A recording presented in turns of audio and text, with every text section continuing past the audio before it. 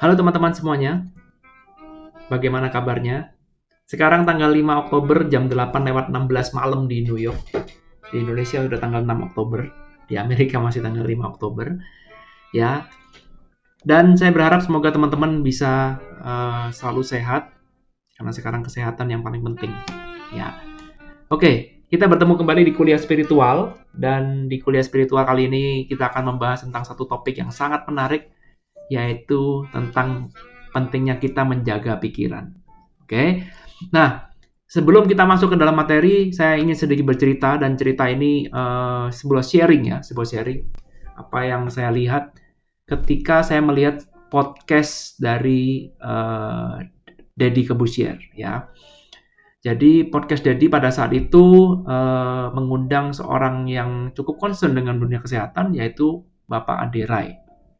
Ya, dan Bapak Ade Rai ini, Ade Rai adalah seorang atlet binaraga yang sangat-sangat concern dengan kesehatannya, apa yang dia makan, apa yang dilakukan untuk melakukan exercise-nya dia, itu benar-benar diperhatikan. Badannya pun masih sangat bagus, ya, dan orang banyak melakukan konsultasi tentang nutrisi, tentang kesehatan pada si Ade Rai ini. Nah, lalu kemudian si Ade Rai ini dalam sebuah wawancaranya itu bercerita bahwa dia mengetahui dia bercerita tentang sebuah penelitian ya. Jadi Adira ini juga mungkin dapat ceritanya dari orang lain juga ya. Ada sebuah penelitian yang agak aneh ya, di mana penelitian ini itu tujuannya adalah mencari faktor yang paling dominan untuk menentukan atau untuk mengurangi umur manusia ya. Jadi kalau selama ini kita penelitian yang normal itu selalu mencari bagaimana caranya memperpanjang umur, kalau ini enggak. Bagaimana caranya memendekkan umur. Jadi kalau misalkan rata-rata nih ya, kalau misalkan kita ngomong rata-rata, usia manusia itu misalkan umurnya adalah 80 tahun misalkan ya.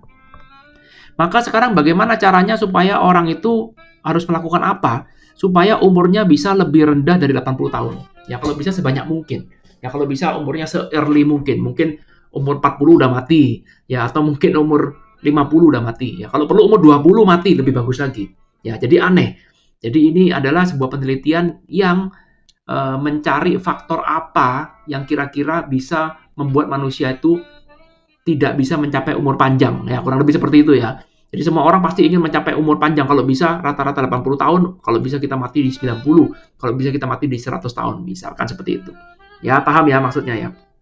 Nah, lalu kemudian penelitian ini mulai meminta masukan ya. Jadi ada observernya, kita cek, kita mencari faktor tunggal ya. Kita mencari faktor apa yang kira-kira benar-benar punya peranan yang sangat dominan dalam menentukan pendek tidaknya sebuah umur manusia. Oke? Ya, maka kemudian dibuatlah berbagai macam ide ya. Nah, salah satu ide yang katanya terbukti dalam membunuh manusia paling luar biasa adalah gula. Ya, jadi kalau nomor satu kalau kita lihat gula. Jadi dikatakan bahwa wah, gula ini pembunuh paling luar biasa. Ya, gula ini bisa bersembunyi dalam karbohidrat. Ya, jadi nasi yang Anda makan, ya karbohidrat yang Anda makan kalau berlebihan bisa jadi gula, dan gula ini membunuh Anda pelan-pelan. Katanya gula bisa bikin keriput, bikin penyakit, ginjal kerja berat, dan segala macamnya. Ya, penuaan dini dan segala macam. Jadi kata kuncinya adalah gula. Oke, lalu kemudian dibikinlah sebuah penelitian, dan kemudian kita cari orang-orang yang mau dibuat penelitian, dan selama penelitian itu diberikan gula dalam jumlah yang gila-gilaan. Ya, gula dalam jumlah gila-gilaan. Jadi makannya manis-manis, minumnya manis-manis, terus ya. Jadi gak usah olahraga juga ya, mungkin juga cuma rebahan aja, minumnya gula-gula yang manis-manis, minum teh manis, kemudian kopi manis, apapun buat, pokoknya yang manis-manis. Ya, lalu kemudian dibuat satu periode tertentu, ternyata peneliti ini kecewa. Kenapa? Karena dia mengatakan, oke, memang ada yang mati karena gula ada, tapi gula ini bukan pembunuh yang absolut. Kita mencari yang absolut, yang dominan sekali. Jadi, ini nggak bisa dikatakan absolut secara statistik, karena ada juga orang yang makan manis terus, tapi ya umurnya panjang. Ya nggak ada masalah. Ya, waduh, apa ya? Ya, jadi ayo cari lagi, apa lagi, faktor apa lagi. Lalu kemudian muncullah ide lagi dari netizen gitu ya. Ya. Ide yang kedua adalah gula, nggak bisa, kalau gitu rokok aja. Wah, betul ya. Ingat kalau Anda mau merokok, ya dikatakan di situ bahwa rokok itu bisa membunuh Anda, bisa menyebabkan penyakit kanker, bisa menyebabkan paru-paru Anda jebol, bisa menyebabkan ini dan segala macamnya. Lalu kemudian orang dipakai sebuah penelitian, lalu kemudian orang disuruh merokok terus, unlimited, ya dikasih rokok sebanyak-banyaknya, ya. Maka orang tiap hari kerjanya ngerokok terus, wah, bebas-bebasnya. Tapi setelah periode waktu tertentu, lagi-lagi ini tidak absolut. Ya ada orang yang mati karena ngerokok, bukan berarti nggak ada. Tapi rokok bukanlah satu hal yang absolut karena juga ada orang yang panjang umur. Meskipun rokoknya gila-gilaan, tapi umurnya malah lewat 80. Ya, contoh adalah saudara saya sendiri. Saya punya saudara, adiknya nenek saya itu usianya lebih dari 80 tahun meninggalnya. Ya, sudah meninggal orangnya, tapi rokoknya gila-gilaan. Dan dia sebenarnya mati ya karena mati tua, bukan mati karena rokok, karena sejak umur kecil, ya jadi sejak remaja aja sudah ngerokok. Bayangkan coba, sejak remaja udah ngerokok, dia matinya umur 80 lebih, berarti dia ngerokok udah berapa puluh tahun. Dan ternyata nggak punya problem dengan paru-paru, nggak ada masalah, matinya pun juga bukan karena paru-paru, karena mati tua. Ya karena penyakit yang lain, tapi bukan paru-paru. Ya artinya rokok tidak absolut, banyak lah. Saya yakin teman-teman juga punya contoh orang yang rokoknya banyak, tapi ya sehat-sehat aja tuh, ya usianya panjang umur, malah orang yang nggak pernah ngerokok malah mati duluan. Malah dokternya udah mati duluan. Ya, betul ya. Lalu kemudian peneliti kecewa lagi. Oh shit man, no. Ini bukan absolut. Saya mau yang lebih absolut lagi. Saya mau minta yang absolut. Maka kemudian oke, mungkin ini ada lagi faktor pembunuh yang luar biasa yaitu alkohol. Oke, alkohol. Orang dikatakan kalau alkohol itu merusak ginjal. Kalau kamu alkohol itu bukan cuma merusak ginjal, merusak hati juga.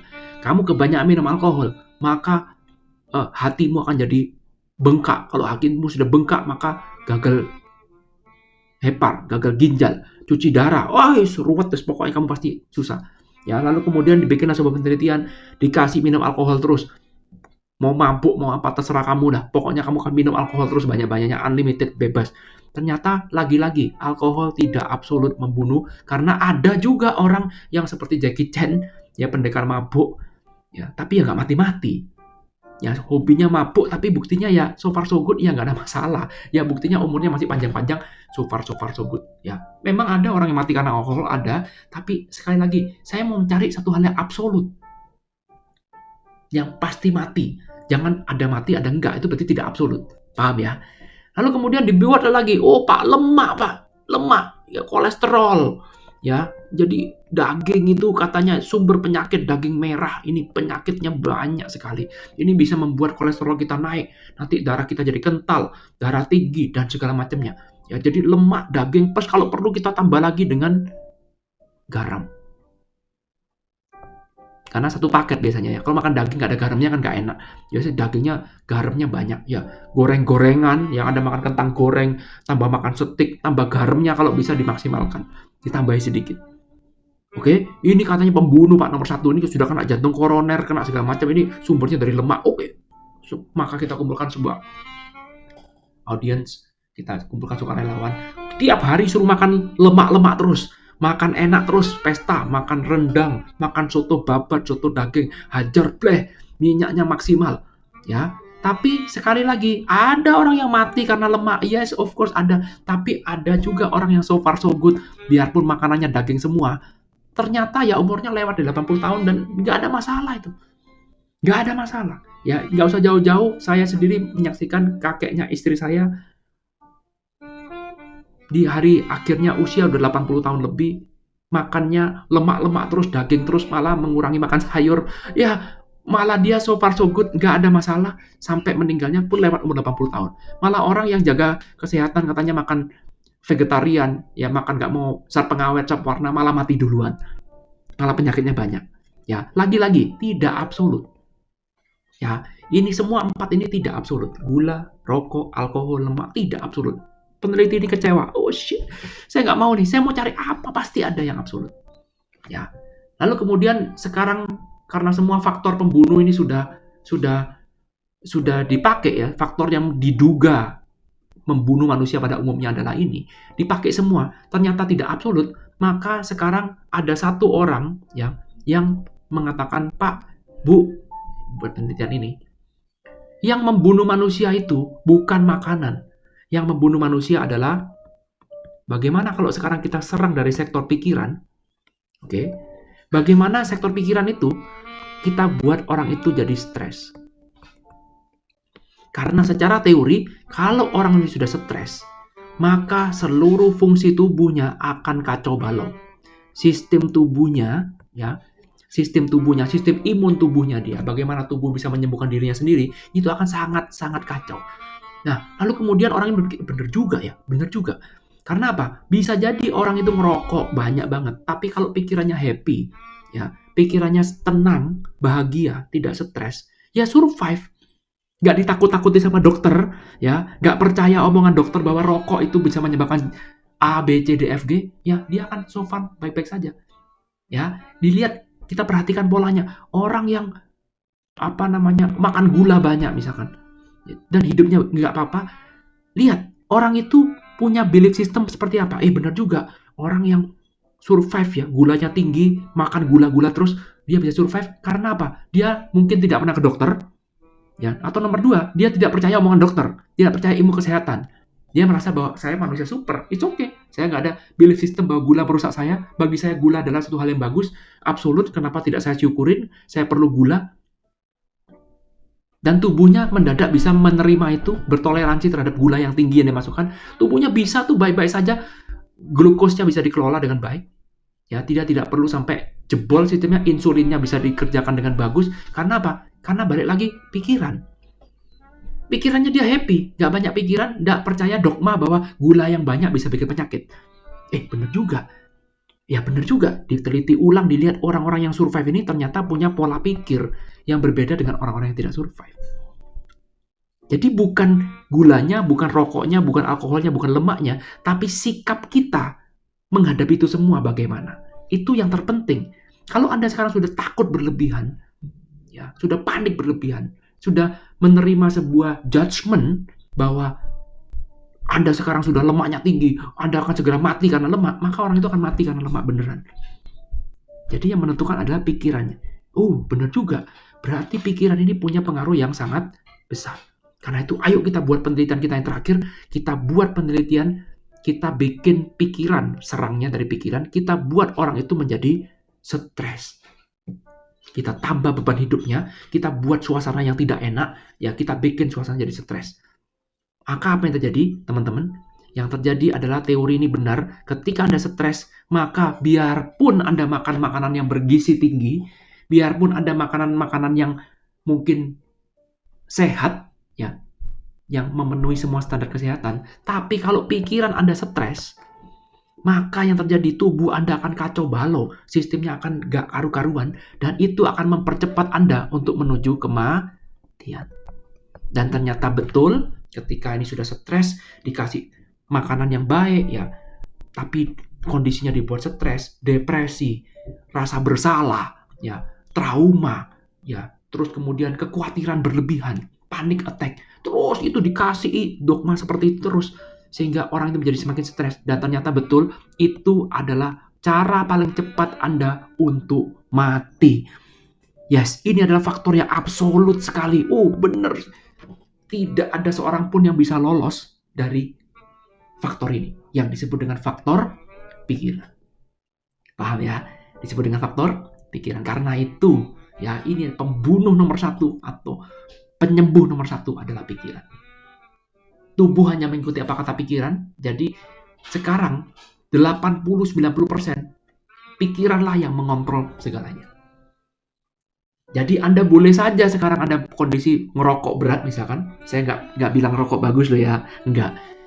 Tapi selama Anda sekarang bisa menjaga kebahagiaan, selama Anda tidak takut, tidak percaya pada belief system mengatakan bahwa rokok itu jelek, rokok itu berkesehatan, Anda jadi hancur, maka so far so good, nggak akan ada masalah.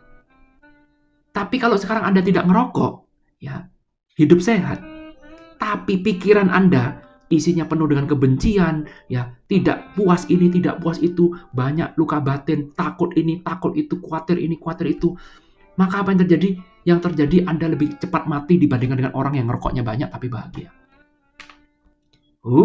Ya, sudah ada penelitiannya, ya. Jangan tanya saya penelitian di mana, tanyalah pada Bapak Aderai karena saya juga copy paste, tapi saya percaya itu benar. Kalau Anda tanya, mana literaturnya? Saya yakin kalaupun ada orang melakukan penelitian segila ini, saya yakin hasilnya akan mendekati kebenaran. Literaturnya tanya Pak Aderai, saya nggak tahu, saya cuma copy paste, tapi menurut saya ini ada pembelajaran yang sangat luar biasa. Hati-hati dalam menata pikiran. Ya, karena pikiran sangat dominan. Pikiran punya pengaruh yang sangat-sangat besar terhadap hidup Anda. Kalau Anda salah manajemen pikiran, salah manajemen emosi, yang terjadi adalah Anda akan lebih cepat mati, meskipun usia Anda masih muda, ya, Anda akan lebih cepat mati. Meskipun makanan Anda dijaga dengan sebaik-baiknya, meskipun tidur Anda dijaga dengan sebaik-baiknya, Anda akan lebih cepat mati kalau pikiran Anda tidak dijaga. Ya, karena itulah teman-teman, sempatkan diri 1 hari, 20 menit, 15 menit, 10 menit, 5 menit untuk melakukan meditasi. Untuk merasa feel good, untuk merasa tercukupi, untuk merasa enough, untuk merasa bahagia sesaat, untuk melupakan semua kegilaan hidup. Meskipun cuma 5 menit, 10 menit, itu sudah cukup. Paling tidak kita menjaga, menata ulang kewarasan pikiran kita, menata ulang emosi yang ada di dalam diri kita. Sehingga itu akan membuat hidup kita jauh lebih baik. Ya. Oke? Itu aja yang saya sampaikan teman-teman. Ya, inilah alasan kenapa kita harus terus belajar spiritual, ya, kita belajar meditasi. Tujuannya adalah supaya kita ini menata ini loh. Supaya kita bisa tetap bahagia secara jangka waktu yang panjang, supaya kita lebih mudah bahagia, supaya hidup Anda tuh tidak terlalu banyak persyaratan, ingin ini, ingin itu, supaya Anda tidak terlalu liar dikendalikan oleh nafsu atau keinginan atau cita-cita atau impian Anda. Boleh punya impian, boleh. Tapi kalau Anda sekarang terlalu dikendalikan oleh pikiran, akan menjadi sangat sulit. Oke? Hati-hati dalam menata pikiran. Kita akan terus belajar bagaimana kita menjaga pikiran kita, menjaga emosi kita, supaya membuat hidup kita jadi lebih baik. Ya, jadi menata hidup bukan cuma menata dari apa yang Anda makan, tapi juga apa yang Anda masukkan dalam pikiran Anda. Apa yang Anda masukkan ke mulut akan jadi kesehatan Anda. Apa yang Anda masukkan dalam pikiran Anda, yang Anda konsumsi, akan juga jadi kesehatan pikiran Anda. Oke? Body and mind. Tubuh dan pikiran. Semuanya harus selaras. Itu aja bisa saya sampaikan teman-teman. Komen di bawah apa yang sudah Anda pelajari dari video ini. Apabila Anda pertanyaan, teman-teman boleh bertanya di kolom komentar. Apabila video ini memang benar bagus, teman-teman boleh share video ini, boleh like video ini, boleh subscribe juga. Saya juga punya kelas membership. Ya, jadi kalau teman-teman suka materi seperti ini, kita belajar materi seperti ini di kelas membership. Ada kolomnya di kolom deskripsi. Nah, teman-teman yang belum daftar di Practical Ho'oponopono, itu adalah grup Facebook, bisa daftar di grup gratis. Linknya ada di kolom deskripsi. Terima kasih teman-teman sudah nonton video ini sampai akhir. Kita ketemu di video kuliah spiritual selanjutnya. Thank you, I love you all. Bye.